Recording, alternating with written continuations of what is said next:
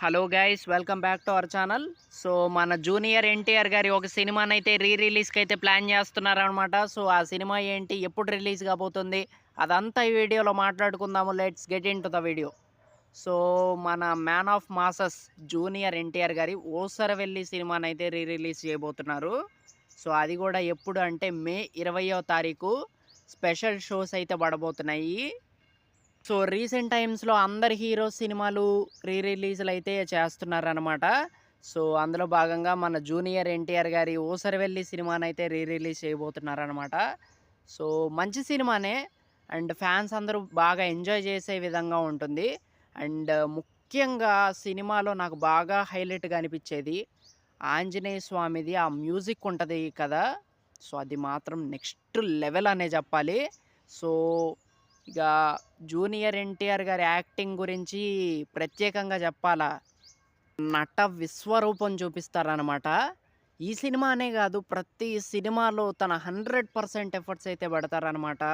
అసలు ఆ టాలెంట్, ఆ ఎనర్జీ, ఆ మాస్, ముఖ్యంగా జూనియర్ ఎన్టీఆర్ గారి సినిమాల్లో నాకు బాగా నచ్చేది ఆ మాస్ ఉంటుంది చూడండి. బా మామూలుగా ఉండదు. మాస్ హిస్టీరియా అనే చెప్పాలి. తన యాక్టింగ్ పరంగా అసలు మామూలు మాస్ ఉండదు. సో నాకు మాస్ అనంగా ముందుగా గుర్తొచ్చేదైతే జూనియర్ ఎన్టీఆర్ గారే. సో అది మాత్రం చాలా పక్కాగా చెప్పొచ్చు. 'సింహాద్రి' లాంటి సినిమాల్లో కావచ్చు, అండ్ 'టెంపర్' సినిమాలో కావచ్చు. సో ఆ మాస్ అనేది బాగా హైలైట్ అయ్యిద్ది. సో మాస్ హీరోగా నాకు ఎన్టీఆర్ గారు బాగా ఇష్టం. ఇలాంటి యాక్టర్ మన టీఎఫ్ఐలో ఉండటం చాలా చాలా అదృష్టం అనే చెప్పాలి. నిజంగా one of the best actor అబ్బా! సో అది మాత్రం చాలా గట్టిగా చెప్పుకోవచ్చు. చాలా కాన్ఫిడెంట్‌గా చెప్పొచ్చనమాట. అండ్ ఇందులో మన తమన్నా గారు కూడా నటించారు. సో తమన్నా గారు ఆ గతం మర్చిపోయాక సో అదంతా కాన్సెప్ట్ అదంతా మామూలుగా ఉండదు. సో తమన్నా గారి యాక్టింగ్ కూడా ఇక మామూలుగా ఉండదు. తమన్నా గారికి ఏ రోల్ ఇచ్చినా చాలా బాగా చేస్తారు. చించి అవతల పడేస్తారనమాట.